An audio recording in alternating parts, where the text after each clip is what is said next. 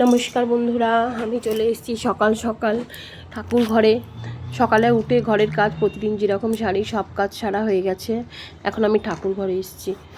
তো আজকে মা কমলার পুজো, আমি মাকে শাড়ি চেঞ্জ করাবো।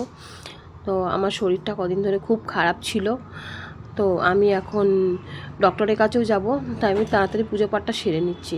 পুজো পাঠ শেষ না করে ডক্টরের কাছে যাই বা কোথাও যাই আমার ঠিক ভালো লাগে না। আমার মনে হয় যতক্ষণ পারবো ততক্ষণ ঘরের কাজগুলো, সকালের কাজগুলো সেরে স্নান করে আমি ঠাকুর ঘরে ঢুকবো। ঢুকে আমি পুজোটা করব। পুজোটা করা হয়ে গেলে আমি যেখানেই যাই মনটা আমার শান্তি থাকে যে আমার পুজো করা হয়ে গেছে। এবারে গোপুসোনা আছে, তার জন্য তো দুপুরবেলা বিশেষ টাইম লাগে না, দুপুরবেলা খাওয়া দিলেই হয়ে যায়। সকালে তাকে একটু ঘুম থেকে জাগাই, তাকে স্নান করাই, পোশাক বদল করি, তারপরে সব কিছু সকালেই মোটামুটি হয়ে যায়।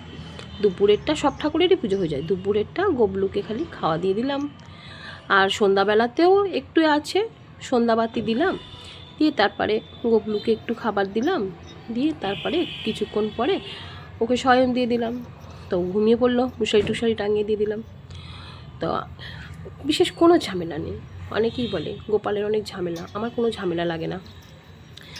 আর হয় বুধবার নয় শুক্রবার আমি মা লক্ষ্মী শাড়ি বদল করি, বৃহস্পতিবার আমি মা লক্ষ্মীকে তুলি না। আগে তুলতাম, তারপর দেখলাম যে ঠিক নয়, এটা বুধবার বা শুক্রবার করাই।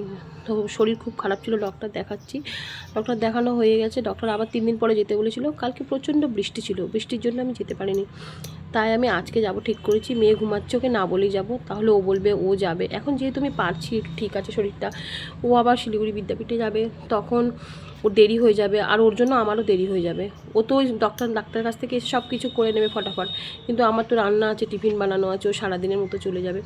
তাই আমি সব কিছু করে নিলাম। দেখো মা লক্ষ্মী স্নান ধান শাড়ি টাড়ি পরা সব কিছু হয়ে গেছে।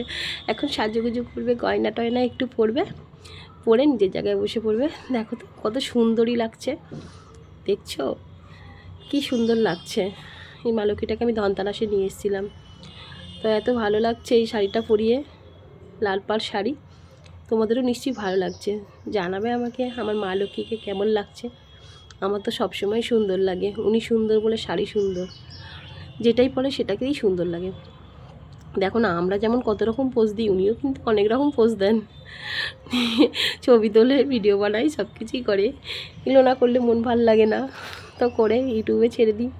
তোমরা সবাই বলো আমাকে কেমন লাগছে।